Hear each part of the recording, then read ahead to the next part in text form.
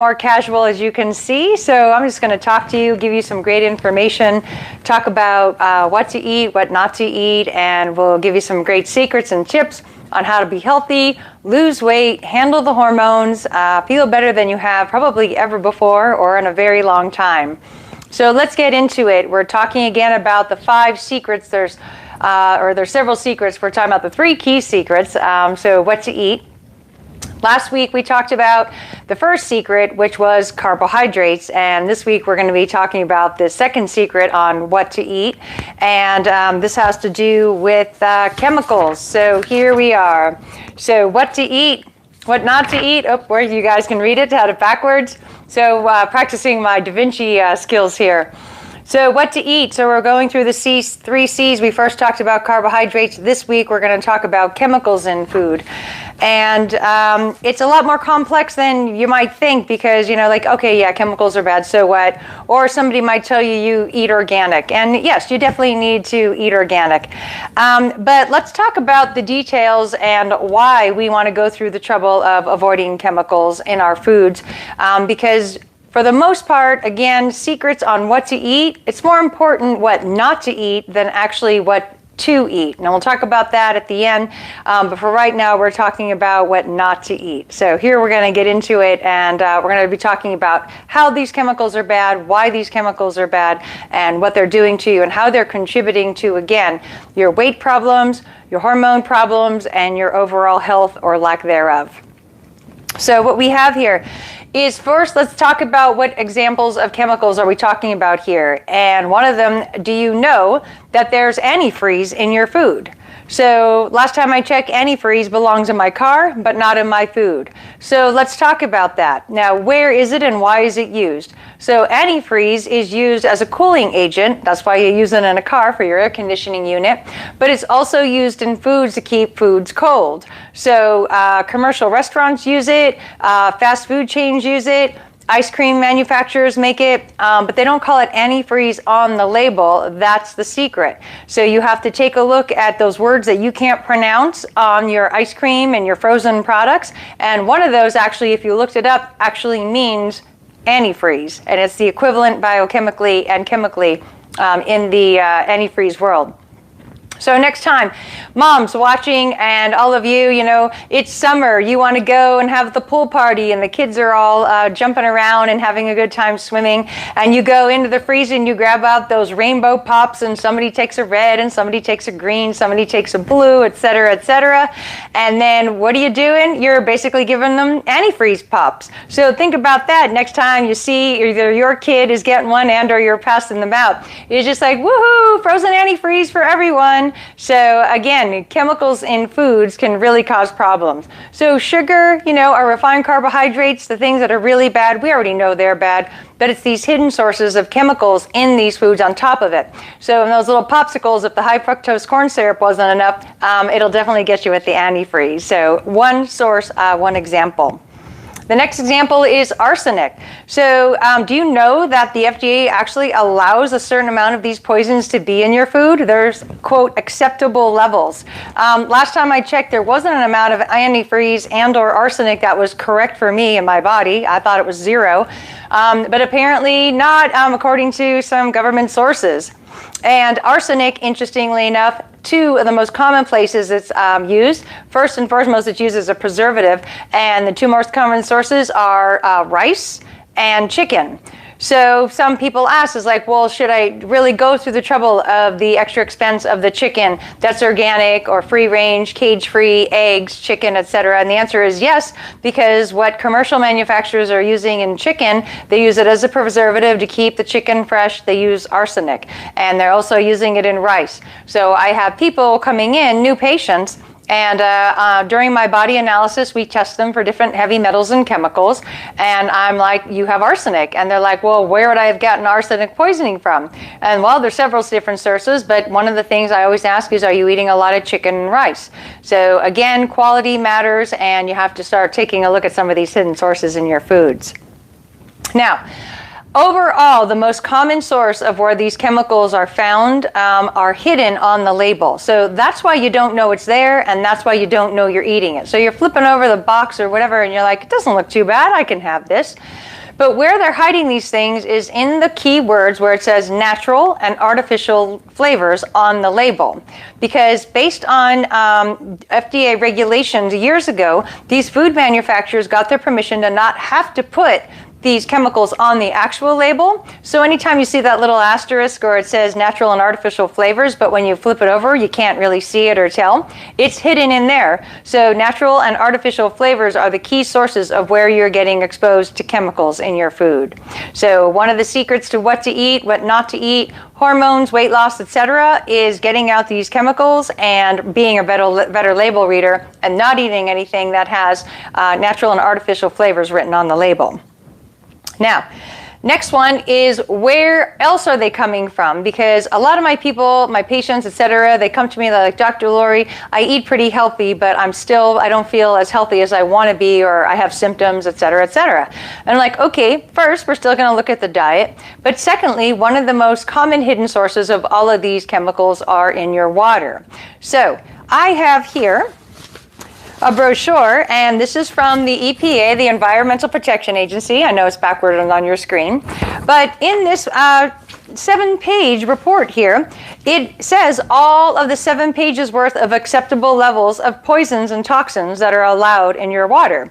So one of the key sources is quality of the water. So when you're talking about what to eat, it's not only foods, it's also what you drink. So the number one source of these pollutants, chemicals, heavy metals, even radioactive materials. So I was reading through the list here, and beryllium is on the list, and strontium is on the list.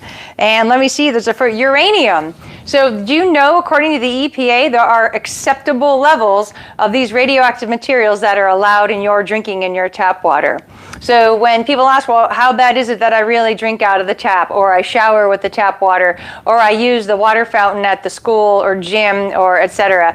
And in my opinion, pretty bad, because again, I'm asking you, according to you, what is your acceptable level of beryllium, uranium, strontium, arsenic, cadmium? So mine, in my universe, 0. Yours, you might have a different answer. EPA has their own set of answers, and I think they're just way too much. So one of the key sources of these chemicals that you're in eating, drinking, etc., coming from good old tap water. And then you also have these companies. So your pre-made drinks, you know they're not using filtered water. So whether your soft drink or your tea drink or whatever the case may be that comes pre-packaged in a can, a bottle, etc. Remember, watch out for things that say natural and artificial flavors, because that's where they're hiding the chemicals in the food item and or the drink. And then considering probably the low quality water they're using to make this drink. So you're getting the double whammy. And then on top of that, it's probably filled with high fructose corn syrup. So you're getting a triple whammy. So I'm really against, and I try and tell my people not to drink anything except for water, because it's such a waste of your calories and your carbohydrates by drinking a can of anything, basically. So unless it's naturally sugar-free, it's just a good black tea, a seltzer water, etc. Don't drink your health away, not only in the form of alcohol, but also with low-quality sugary drinks with artificial flavors in and hidden chemicals on the label. So we have the waters, that's an issue. Just so you have a little bit of a taste, those of you who are local who are watching Tampa Bay, what I did is I found a list of the most common toxins in our area water. So let me just grab that.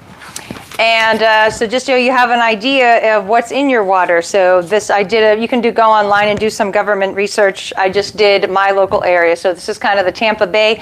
It's Clearwater area, Pinellas County, Hillsborough County. These are the most common chemicals in our water. So you have, and then by the way, when they just test it. So if you were literally to go and take a water sample at your child's school or the water fountain at work, this is what would be in the water that's just sitting there. So think about that when you drink the company coffee.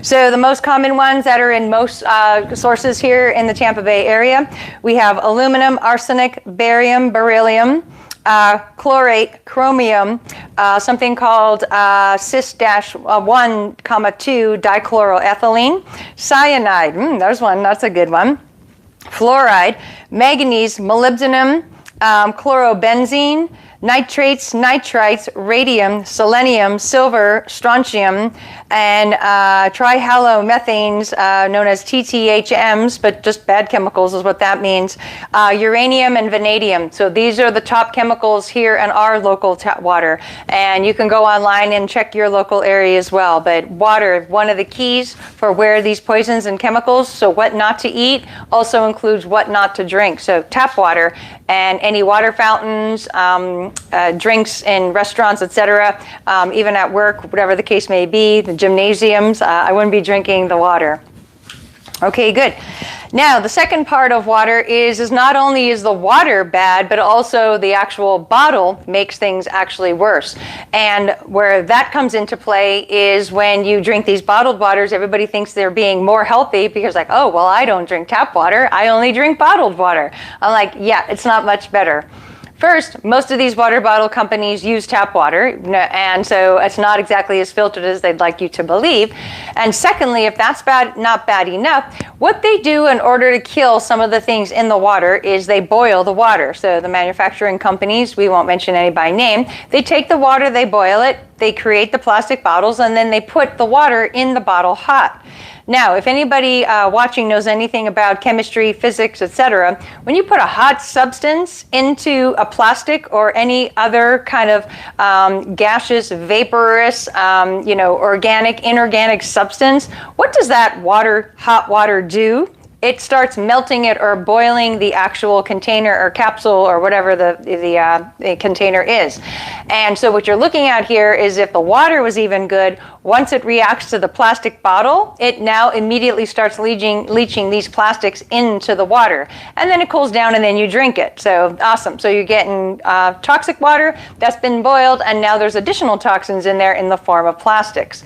So why are these plastics so bad? Well, for all of you ladies that are watching, here's why this is a major issue, is these plastics, also known as microplastics, when they're ingested into the female body, men as well, but more women, they get broken down and turn into a different substance biochemically once they hit the stomach acid, and then they turn into these like kind of microplastics, and they're smaller, and that's what micro means.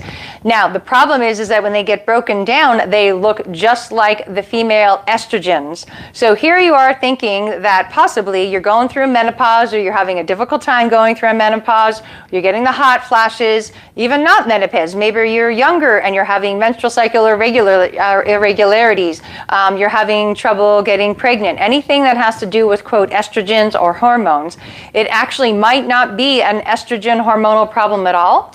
These plastics look just like the molecular structure of estrogen. They're like one little dot or strand off from looking exactly like these estrogens. So they're very confusing to the body. So they will cause premature menopause, premature peri and pre-menopause. They will cause hormonal irregularities. So a lot of times when you're trying the hormone replacement and it's not working, it's probably because it's not even, quote, truly a hormonal situation.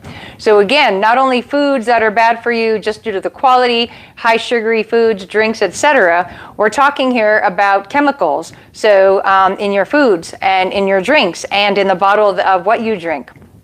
Also, in keeping with food, it's also these plastics will be leached out when you microwave food in plastic containers. So again, all of those, maybe drinking, a water bottle that you bought for your lunch, and then you're bringing your lunch to work to try and save money, but then you're microwaving that at work in the plastic container, you're getting even more plastics. So again, what to eat actually usually comes down to more what not to eat as opposed to what to eat. Because once you get all the bad things out, it becomes pretty obvious what you're supposed to eat. So again, the plastics, the water bottles, that's a big no-no. Okay, good.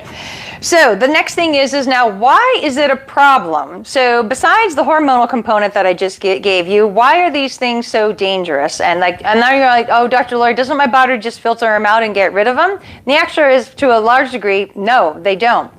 What happens is that these poisons are, they're toxic in their molecular structure. And because they're foreign to the body can't take a look at it and be like, oh, this is like a cheese molecule, so let me go take that off and metabolize it out. It looks at it and it's like, I've never seen this molecule before. What do I do with it? So the body gets very creative. So one thing it does is that sometimes it has no choice. So just imagine in your brain and in your heart and in your pancreas and on your nerve endings and in your capillaries and your cardiovascular system, imagine that there's these like little holes, like little docking sites. So that kind of like a boat. So if you had a boat and you wanted to bring it to shore, you have to go find a docking site. You have to find one that's open. Of course, there's already a boat there. You can't go there. Well, these molecules are similar, that you purposely have docking sites in your body where nutrition, nutrients, hormones are supposed to attach to. So you have the docking site, let's say, and then let's say you want, this is an ovary, and you want an estrogen or progesterone molecule to come by, and you do want there. So you want that to kind of attach to the docking site. Now, if these plastics come along, and this is a molecule, kind of looks like one of these microplastics, kind of sort of looks like the estrogen, but it's actually not, the ovary gets tricked and thinks, oh, that's estrogen or that's progesterone or whatever that is, and like, oh, grab onto it. But then the problem becomes is that it's actually not. This is a microplastic. And the ovary is now, uh-oh, we shouldn't have grabbed onto that, should we? And now it's too late. Because the ovary is not designed to help push it off. It has no idea that it wasn't the right thing to begin with. Now, these docking sites are everywhere. They're in your pancreas. So you have too many chemicals, plastics, low-quality foods stuck on these docking sites in the pancreas. Guess what that leads to? Diabetes. If you have these docking sites in your brain and the chemicals come along, and instead of this being dopamine or melatonin or serotonin or any of those good happy hormones that make you a happy person and help you sleep. So let's say this bad chemical comes along. This is the brain tissue. This is a nerve. And then you put it on the docking site and it latches on. Now you have, again, a chemical here instead of the hormone. So what do you think these chemicals are going to do when you're talking about symptoms? So if I have chemicals attached to my brain tissue, my nerve endings, my little docking sites, instead of my actually nutrition, B vitamins, calcium, magnesium, etc., don't you think you might be a little moody, cranky, irritable, brain fog, dementia, Alzheimer's? Don't you think all of these things possibly could be that I have poisons stuck to the tissues on these docking sites instead of the proper nutrition? Well, of course. It'll do the same thing in the hormonal system, the same thing in the brain, and anywhere in the body where you have these kind of, quote, docking sites where things are supposed to attach. So this is why they are such a problem. And because they're not true by design organic material or things that are second nature to a body, the body doesn't know how to get rid of it. It doesn't know what to do with beryllium. It's like, what is this in here? I don't know what to do with this. It doesn't know why there's so much arsenic coming in. So in small amounts, the body can recognize it as a foreign substance and eliminate it. But to the magnitude that we're eating it in our foods, it can't get rid of that much that often. So again, you're looking at low quality foods that say natural and artificial flavors on the label. Anything that's coming in a plastic container or a plastic bottle, any of these low quality drinking waters, and all this junk food in general. So let's talk about now a second part of this, these chemicals, and there's things called, as you know, these fake fats or trans fats, and they're used in low quality food items because they're cheap to make. Now, let me just ask you something. Let's say you were hungry and you came over to my house and, you know, like, hey, Dr. Lori, I'm a little hungry. May I have a snack? And I said to you, why, sure, here, I have this plastic cup. Why don't you chew on that? Wouldn't you think I'm completely crazy? Of course you would. You'd be like, why are you giving me a cup to eat? Well, you're eating plastic cups and you don't even realize it. So these trans fats, these fake fats, these margarine type substances, and these butter alternatives all are just literally, now listen up, literally one chemical reaction away from being the container they can't come in and or the plastic. So don't they all come in plastic containers? So the next time you want to go eat those trans fats and those oily chips made in that mystery fluid, or you're at the carnival or the fair, just realize all they did was melt down this plastic cup and then fry your food item in that. So all of these fats are literally one chemical step away from being the plastic container they come in. So next time you think about having that, think about me offering you a plastic cup as a snack if you come to visit my house. All right. The next thing that they'll do now, by the way, with these fats is because these are foreign fats, these are not natural fats, what they will do is they will jam up your liver, and then they'll contribute to fatty situations. So your high cholesterol could actually be due to a chemical problem with these fake fats. It may be a dietary component, it may be other things, but one of the things for tonight's lecture, what we're talking about, is it could be the chemicals in your food. So the problem is that when your body has these toxins, it needs to store them somewhere because it doesn't exactly know, again, how to kind of chip it away or get it off once it's attached to this docking site. So when the body doesn't know what to do with it or can't excrete it out correctly in the bowels and the bladder, one of the things it'll do to protect you is it'll store it in the fatty tissue. So, I'm having trouble losing weight and I'm starving myself and I'm literally on the no food diet and I can't lose weight. Why might that be? Because you have toxins stuck in the fatty tissue. And there's no amount of starvation, there's no amount of a low-cal, low-carb, any kind of diet that's going to melt open that plastic and or that fat cell and let the plastic come out or the chemicals of the poisons come out. Now, the body is smart and won't open up that fatty tissue. Why? Because it knows there's a poison in there. And the body's in there going, we are not opening up that fat on her thighs because we know all of this arsenic, all this beryllium going to come flying out and we didn't want it in our body the next time, so we are not going to allow her to lose any weight. So this is what's being missed, is the chemical component to weight loss.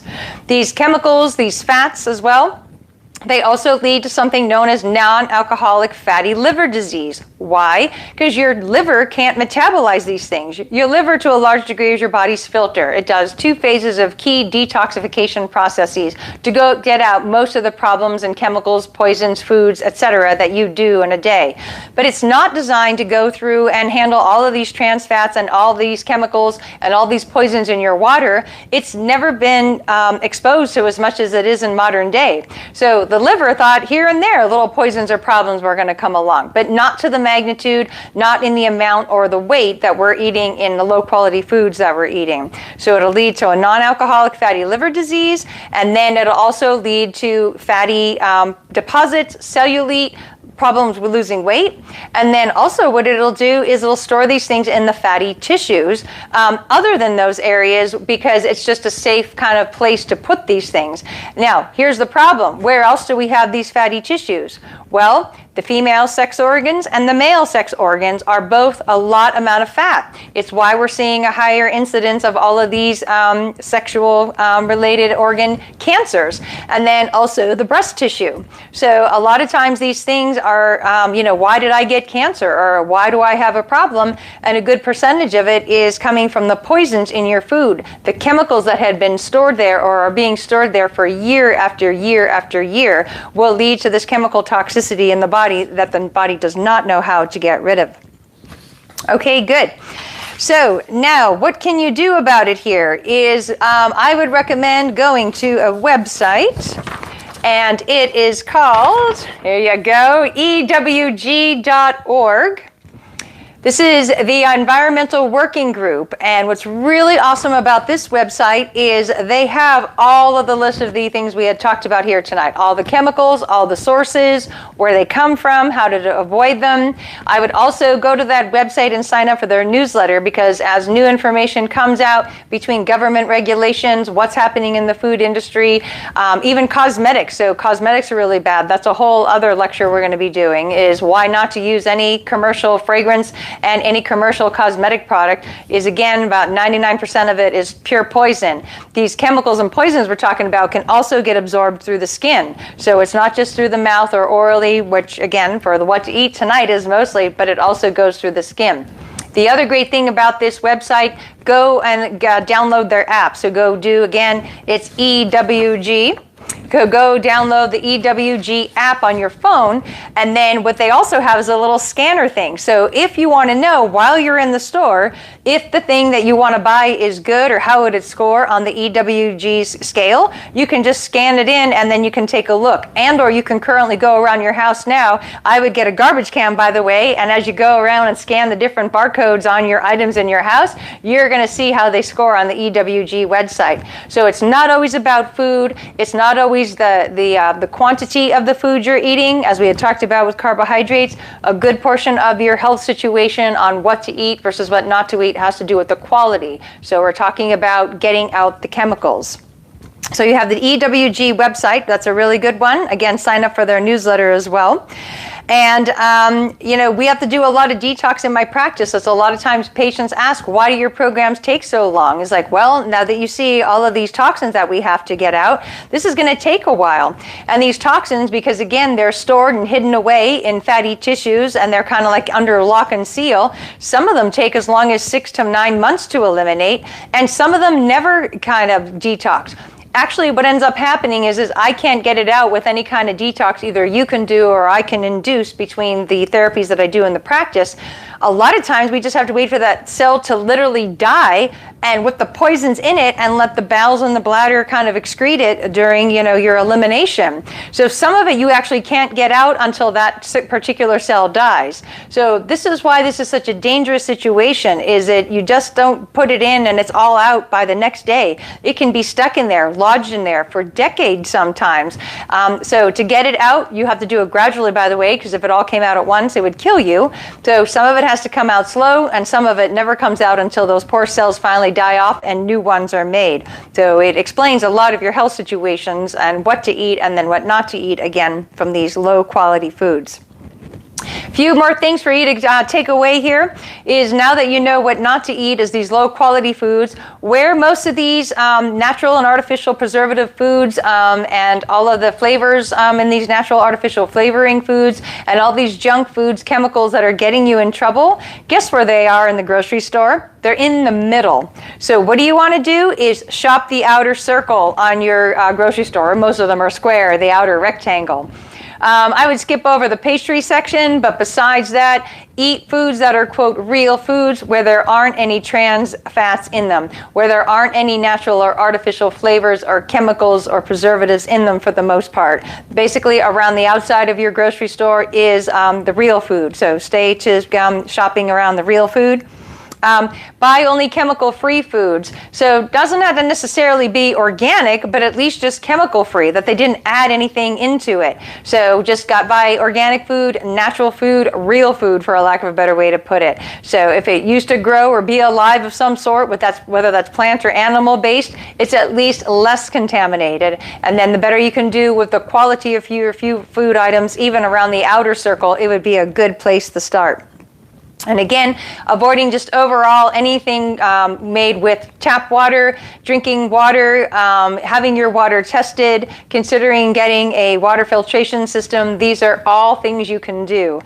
So what I want you to do, your homework assignment, is to start leading towards a chemical-free life, because it is going to take a while and it is kind of expensive the first time you do it to start throwing out all of these items and replacing them. Once it becomes habit, it's not so bad. But whether these are food chemicals or chemicals in your cosmetics, your lotions, and the other hidden source, by the way, as long as we're just talking about chemicals in general, are these fragrances, perfumes you're wearing, and then also these plug-ins and these candles. You are killing yourself with all of the chemicals. So you're breathing it in, you're drinking it, you're eating it. Your body, again, was never designed to have to handle this many chemicals in a 24-hour day as it is right now. So cleaning up your water, trying to eat chemical-free foods, not shopping in the middle of the store where all of the artificial flavors and all of the trans fat food items are, not having those plug-ins in your walls, not having candles lit. If you're going to do candles, they have to be organic, soy-based, made with the real essential oils, etc. And then finally, all of these fragrances that you're using in all of your detergents, laundry detergents, dish detergent, hand soaps, etc. So you, when you really take a look and you see how many fake smells, poisons, chemicals, and toxins you're really being exposed to on a daily basis, you will not be so surprised why you have the health situations that you do.